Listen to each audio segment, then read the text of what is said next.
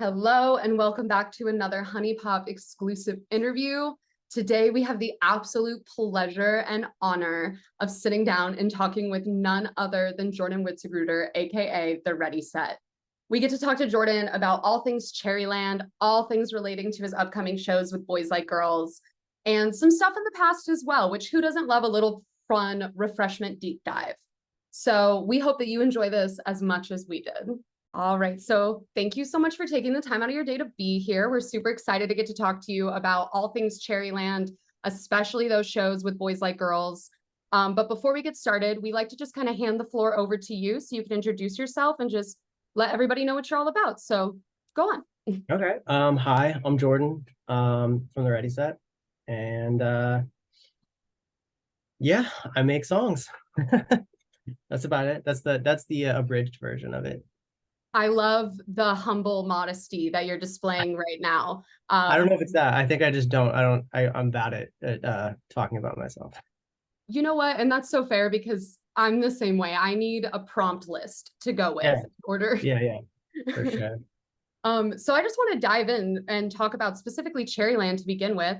This marks your like first major release as the Ready Set since 2018, outside of songs that you worked on or released as singles, which are all amazing in their own. But what does it feel like with your first major work coming up right around the corner right now?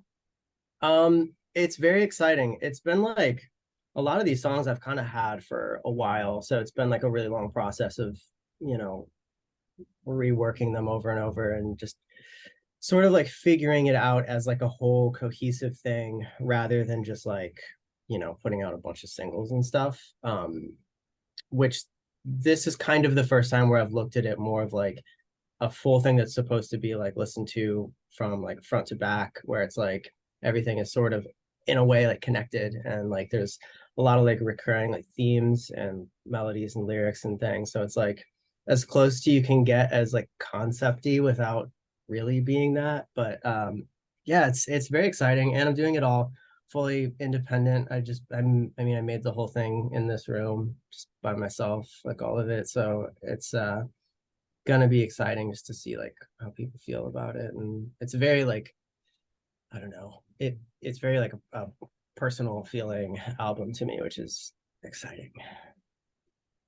I'm sure that brings like its own layer of, I don't want to say fear, but anxieties with it as well.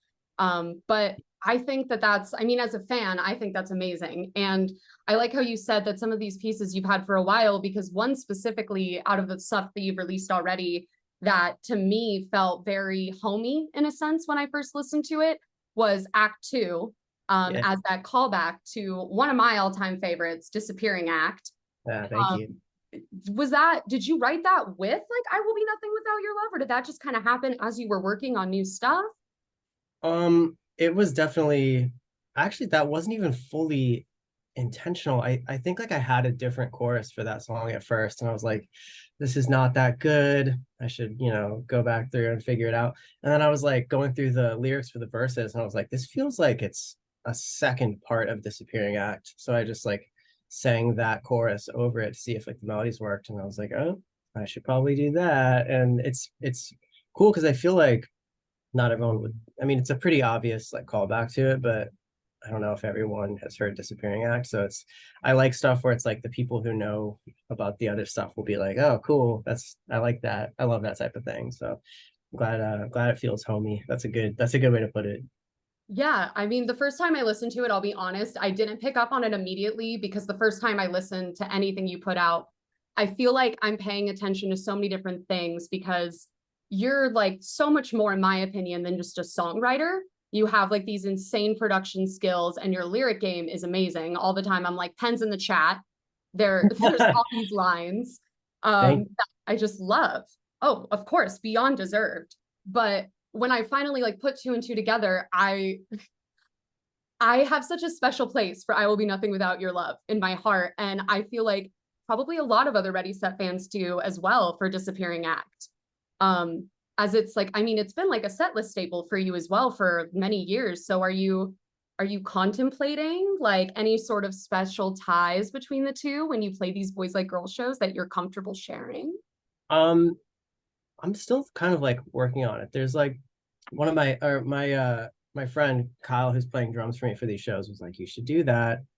And I'm gonna see if I can figure out a way. But I think like for the next time I do like headlining type stuff, or where I have like a full set length thing, that's like definitely something I'll do. Cause throughout even this set, there's a lot of stuff where it's like I remade a bunch of old songs to play live, and there's like moments where it will like jump in between like four different old songs, just like pieces of it. Just kind of is that thing where I'm like, some people will get what's going on and some people won't, and that's fun to me, you know? No, that sounds so exciting. It's like not Russian roulette because that sounds too dangerous, Yeah. but like some sort of version of that, but for people who have been there for a really long time.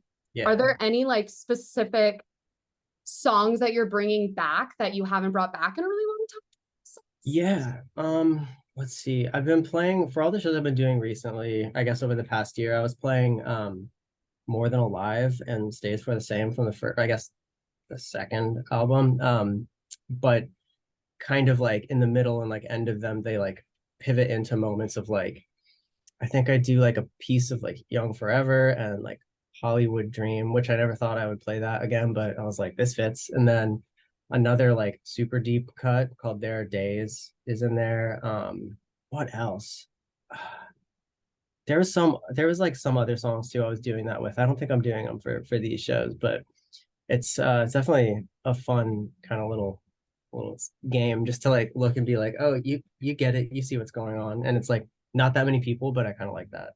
Yeah, I mean, I know that you played a set of headliner shows last year and you brought back a song that never even like officially got to see the light of day. You brought back Pieces of Unender.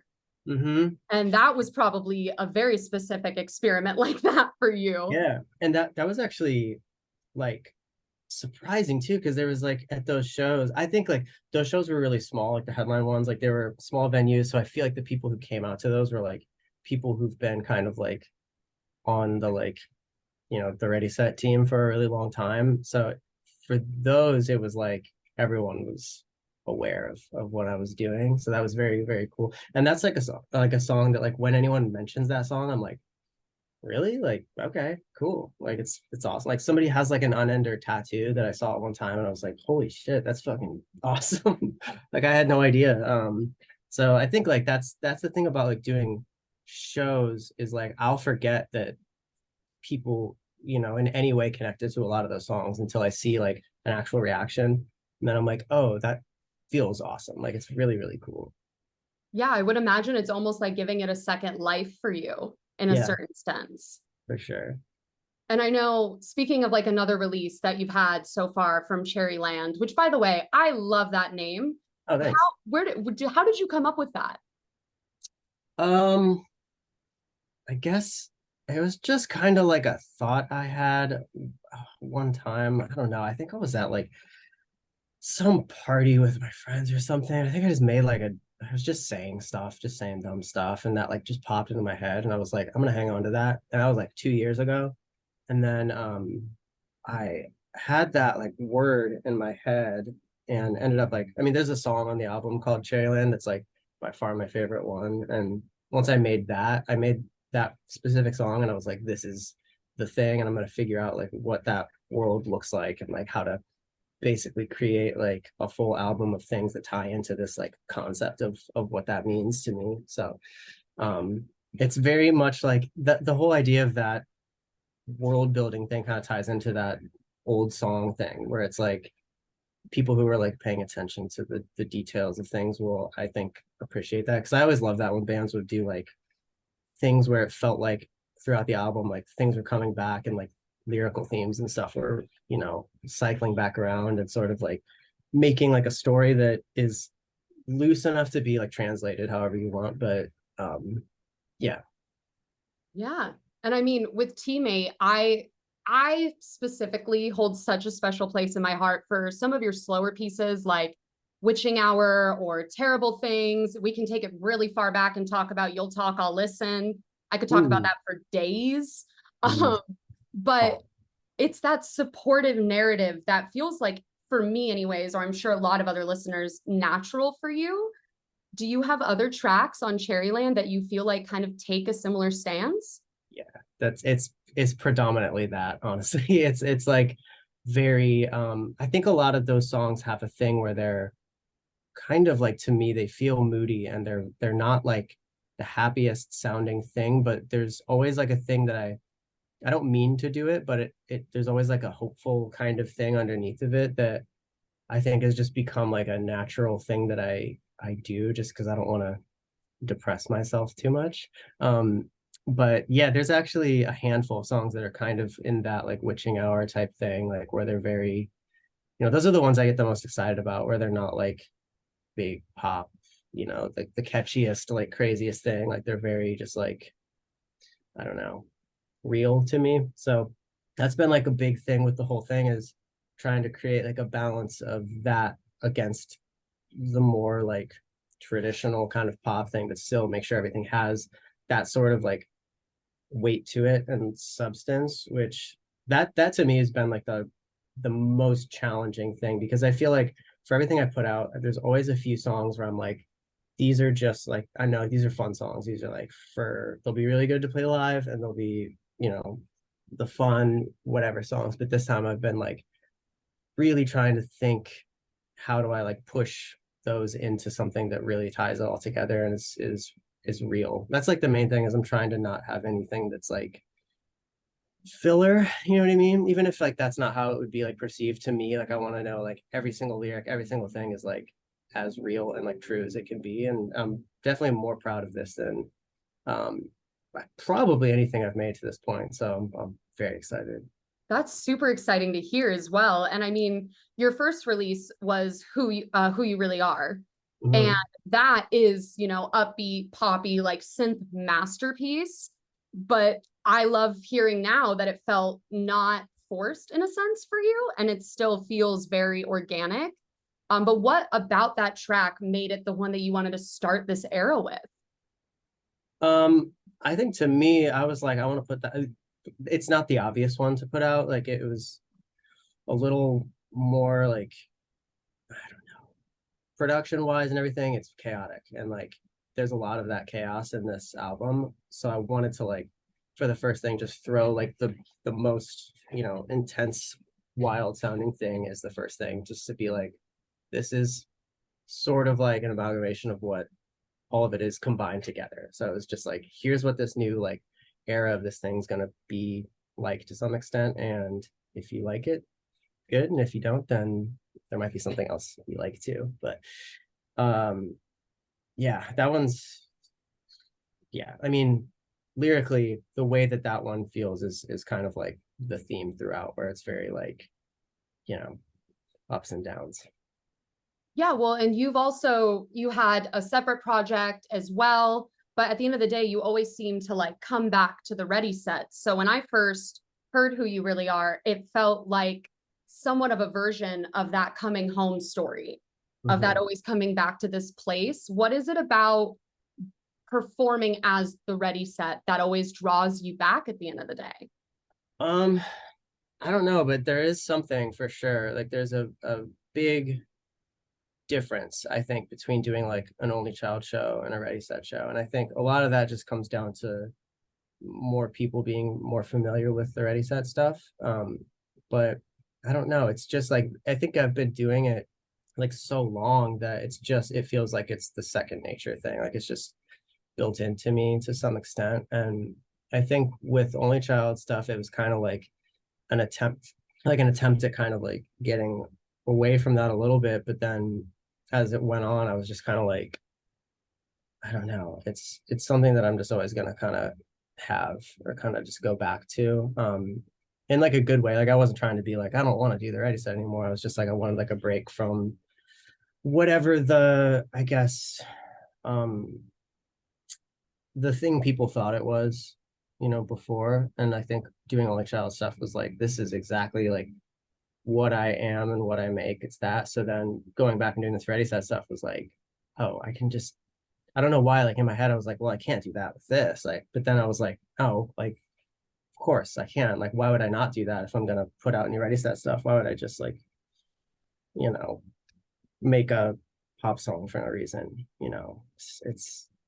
It's that thing, like that thing, just trying to chase the real like substance and like meaning and things. I think that's like a very long-winded way of explaining that, but hopefully that makes sense. No, it definitely does. And I mean, it makes sense if you look at all of the things that you've endured and overcome as the Ready Set, whether you're thinking like labels or releases, anything, like you've had your ups and downs, just like in who you really are and all these things. But at the end of the day, it always seems, I mean, again, this is maybe me projecting because obviously fully acknowledging I am not you.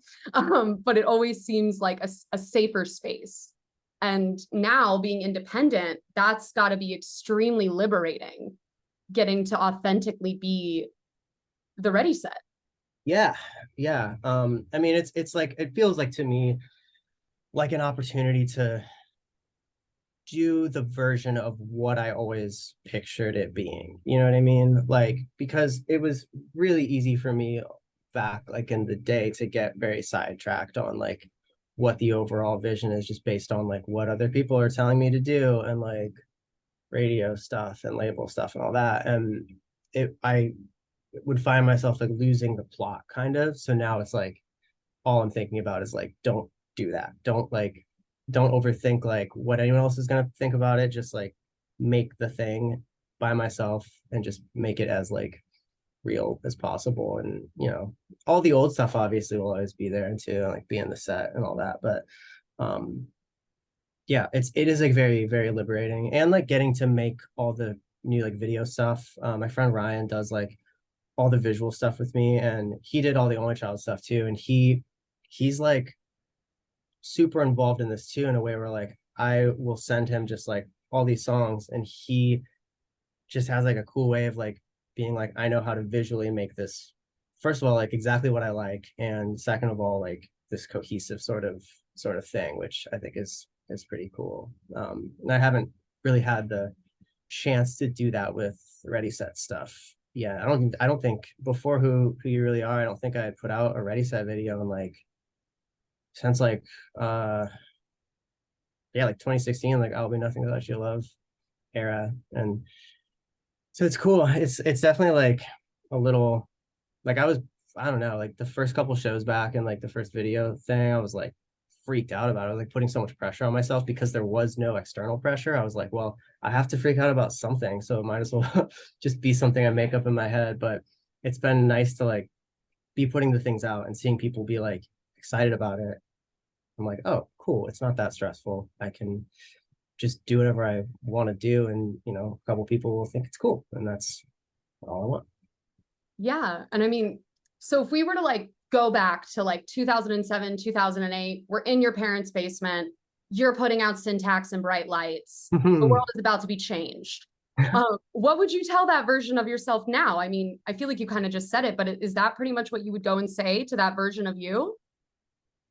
Yeah, I think so. I think I would say just don't like get in your head about external things that aren't just making the songs, like try to like stay away from that. Like try not to be like don't sit and make a song and be like, is this going to be what people will like? Like, is this a smart thing to do? Like this time I'm like pretty much doing the thing where I'm like, is this the right thing to do? Don't do that. Like I'm just doing the wrong, like the things like that I've like learned over the years, like how to write a pop song that is gonna work and stuff. I'm like, nope, I don't want to do that. I want to be like something that's slightly different than that, I guess. Um, so I guess that's what I would probably say, and just stop freaking out about everything because just make stuff and try to like what you make. Yeah.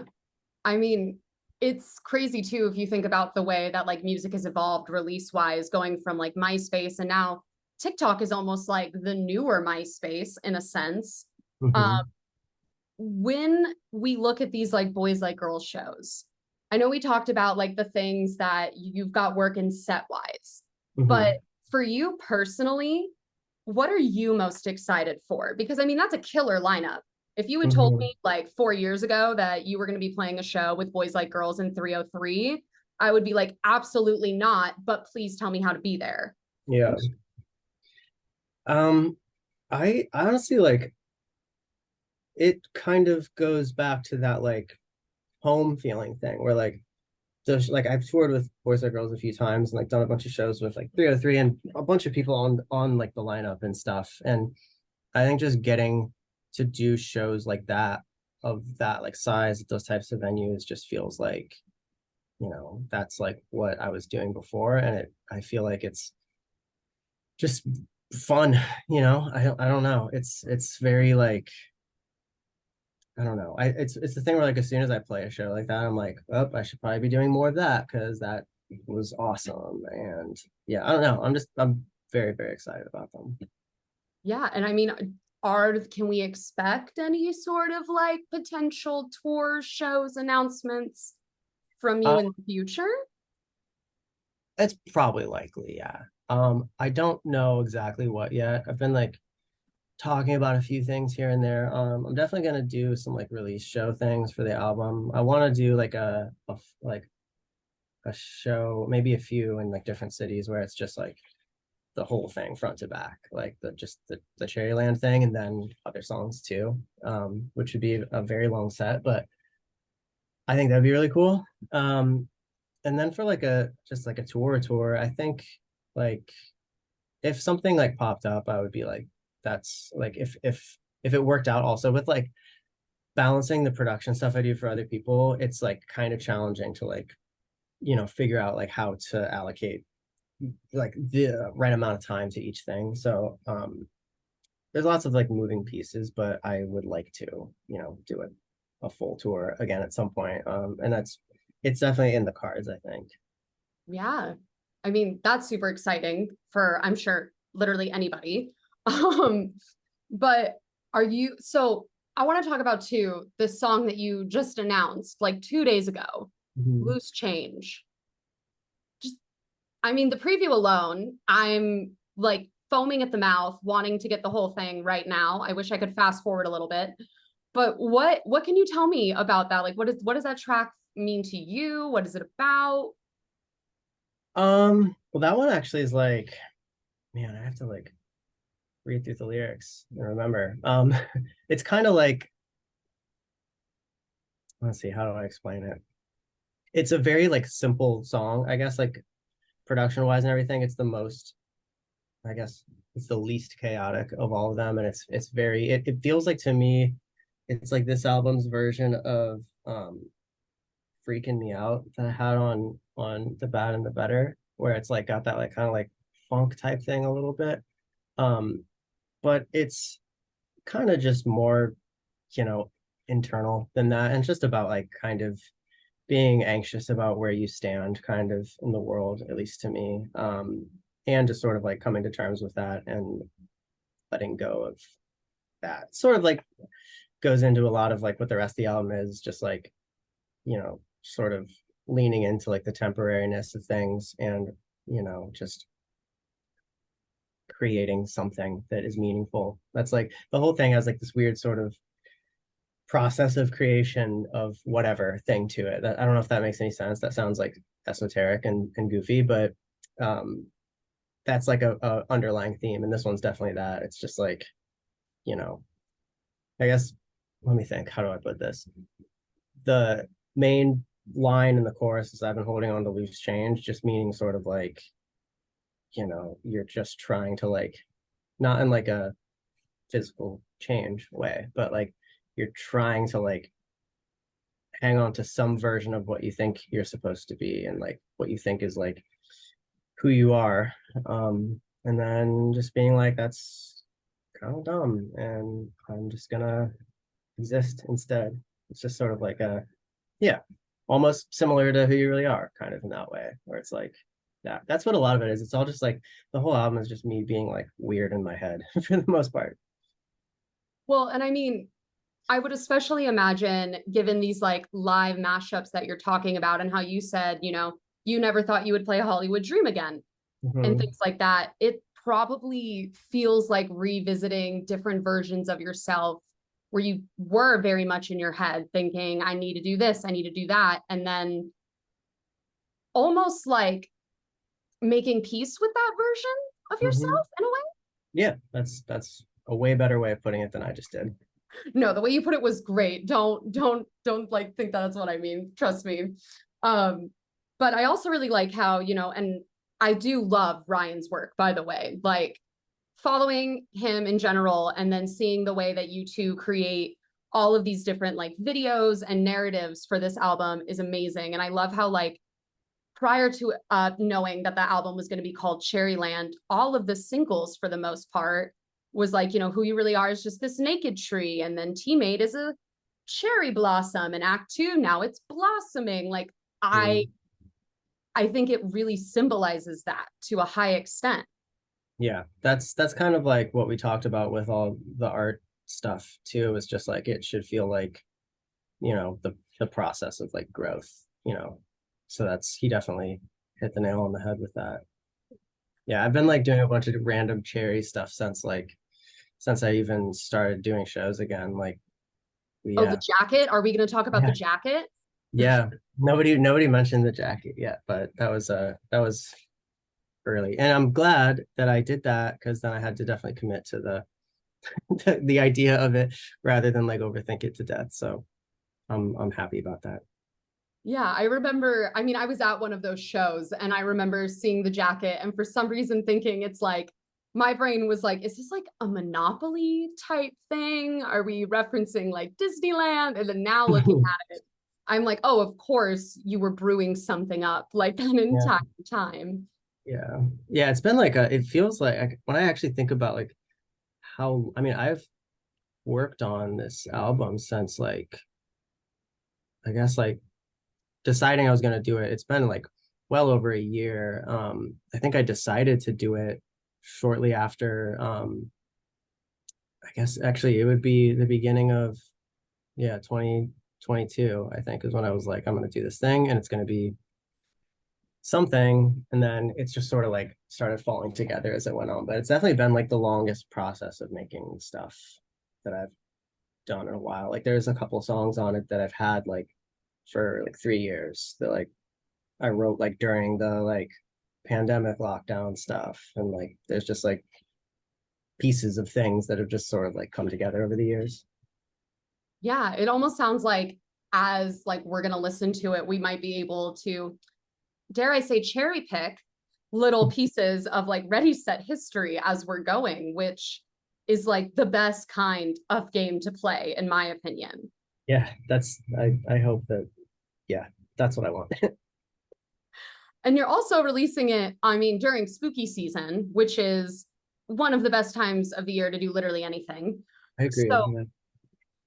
for like for fun, I want to know if you had to assign Cherryland like a classic horror villain, what would you pick? Oh geez,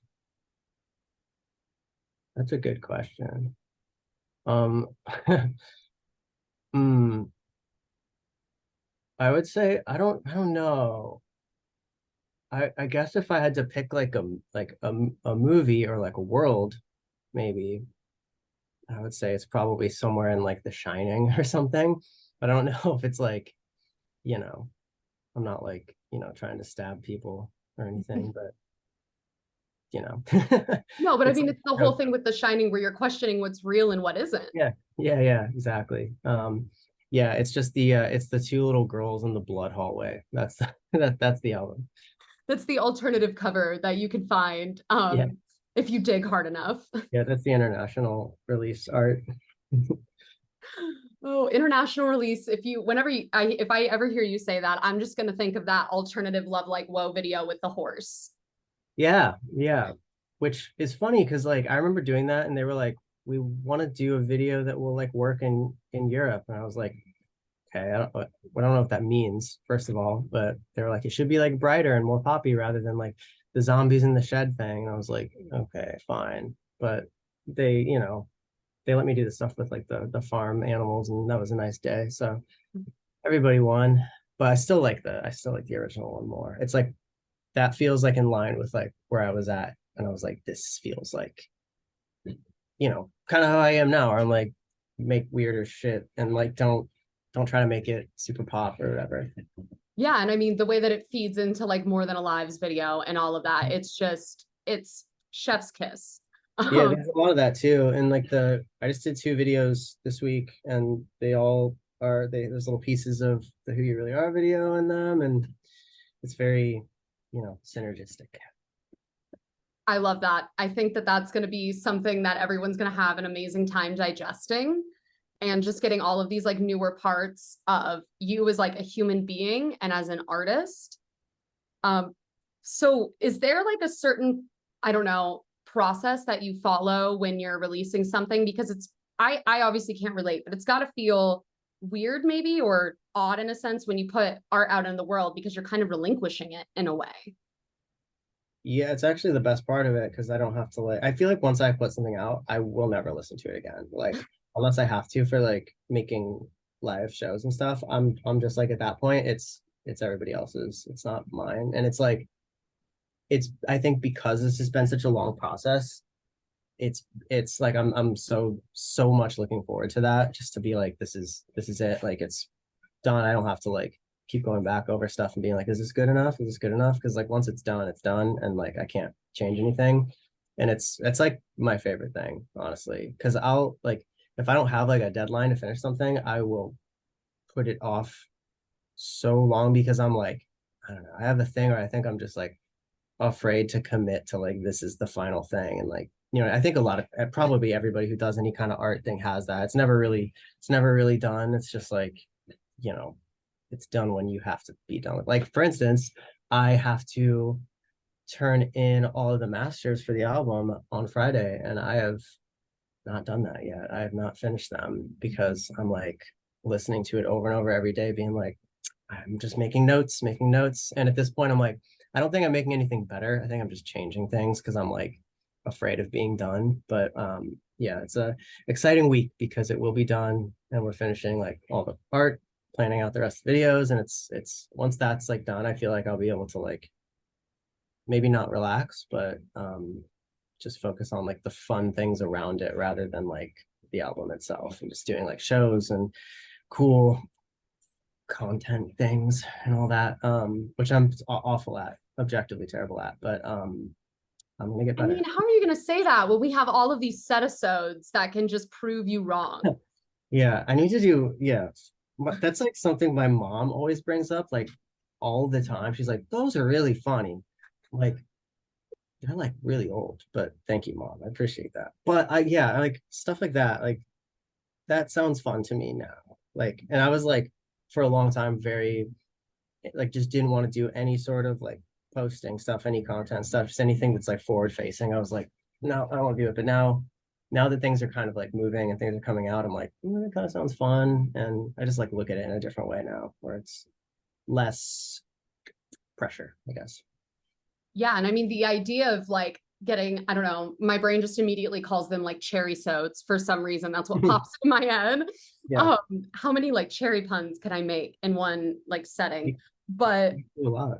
yeah, I think that it's another way that, I mean, your art comes to life, because I always think of when I think of setasodes, I weirdly think of the promotion one for some reason, with like the Ready Set Chapstick and all of that. And Mm-hmm. I mean, correct me if I'm wrong, but didn't you sell those on tour for a while? You were like selling Ready Set things that were from that? Yeah, I think so. I think we were like giving out the little chapsticks with merch and stuff. I like stuff like that. Just I don't know. I want to make like whatever the weird, like dumbest merch item is. I think that's what I'd like to make. Yeah, I Ooh, just the get bored with like weirdest. t-shirts and stuff. Like everyone makes shirts. Like, what can I do? It's like dumb. I'm just gonna The start Ready selling Set like fairy dining tales. sets. I don't know. I'm just Yeah, thinking of dining wear right now. yeah, yeah. Or just I'll make like a dessert recipe book that's all cherry oriented. That's Like, actually yeah, I it's could do pretty that. good. Yeah, just Yeah. something. I gotta let that cook for a minute. Literally let it cook, because you need to Yeah. try them before you publish them for sure. Um, okay, so I mean, we're reaching our end right now. So I just want to ask before we, wrap this thing up, what do you want everybody to know about Cherryland as a whole? Is there anything that we haven't covered that you are just really excited about, or anything that you're like hoping that listeners get out of this?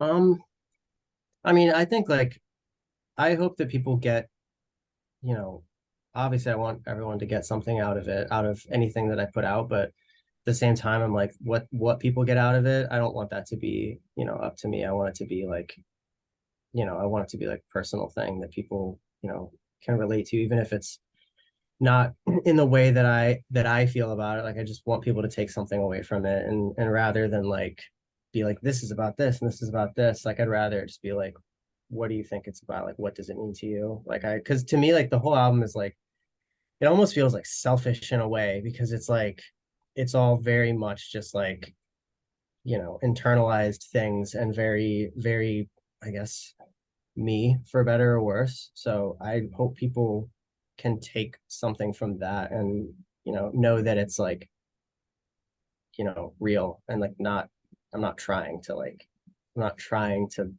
send like a message per se. It's just like, this is what I made because I loved making it, and it means a lot to me. So I hopefully it means a lot to other people too. But yeah, I don't know, I think there's more to this than other stuff that I've done before, which I don't know if that like puts too much like pressure on the whole thing, but yeah, I think people will hopefully resonate with it a bit. Yeah. Thank you so much for taking the time to talk Yeah. about everything. We're super excited to get our hands on this album.